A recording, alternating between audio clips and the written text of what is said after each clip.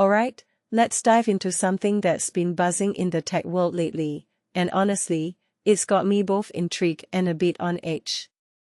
Google's latest move with Fitbit. They're integrating AI into your health tracking, and not just any AI, we're talking about Gemini, rebranded as Coach, which now wants access to your medical records. Yeah, you heard that right.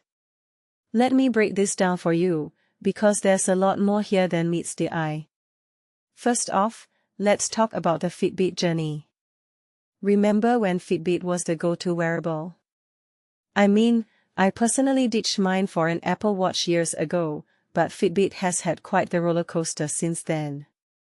Google snapped it up for $2.1 billion back in 2019, and fast forward to now, the original co-founders are out, the Fitbit wearable line is discontinued, and the Pixel Watch is basically the new Fitbit smartwatch. It's like Google took Fitbit to the spa, gave it a makeover, and now it's unrecognizable. But here's the kicker, the Fitbit app is still kicking, and Google's loading it up with AI features. Why? Because apparently, your health data isn't just about steps and heart rate anymore, it's about your entire medical history. What makes this really interesting is the timing. Just as Google is pushing Fitbit users to migrate to Google accounts, with a deadline now extended to May 2026, they're also asking for your medical records. Coincidence? I think not. Google's pitch is that Coach, their AI, can give you safer, more personalized health advice if it knows your medical history. Sounds great, right? But here's where I pause. Personally, I think this is a brilliant play by Google to deepen its data pool. Health data is the new gold, and by tying it to AI, they're positioning themselves as the ultimate health companion. But let's be real, how many of us are comfortable handing over our medical records to a tech giant? Even if they promise not to use it for ads, which, by the way, feels like a PR move more than a guarantee. One thing that immediately stands out is the partnerships Google's bringing to the table. They're not doing this alone.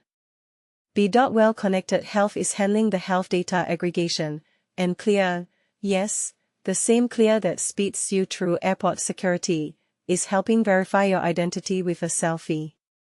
It's like Google's building a health data fortress, and they're bringing in the big guns.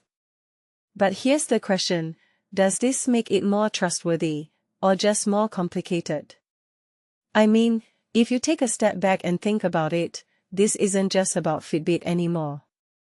It's about Google's broader ambition in healthcare, and that's a game changer. From my perspective, this raises a deeper question, what does it mean when tech companies become gatekeepers of our health data? Sure, personalized health advice sounds amazing, but at what cost? What many people don't realize is that once you hand over your data, you can't take it back. And with AI in the mix, the potential for misuse, whether intentional or not, is huge. I'm not saying Google's going to do something shady, but history has shown us that data, once collected, tends to find its way into places it shouldn't. So, while I'm fascinated by the innovation here, I'm also cautious. Very cautious. A detail I find fascinating is how Google's framing this as a user-centric move. They say, you have control of your data.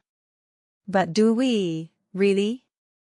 I mean, how many of us actually read those privacy policies or understand the implications of what we're agreeing to? What this really suggests is that Google's betting on our trust, or maybe our apathy, to push this through. And honestly, that's a risky bet.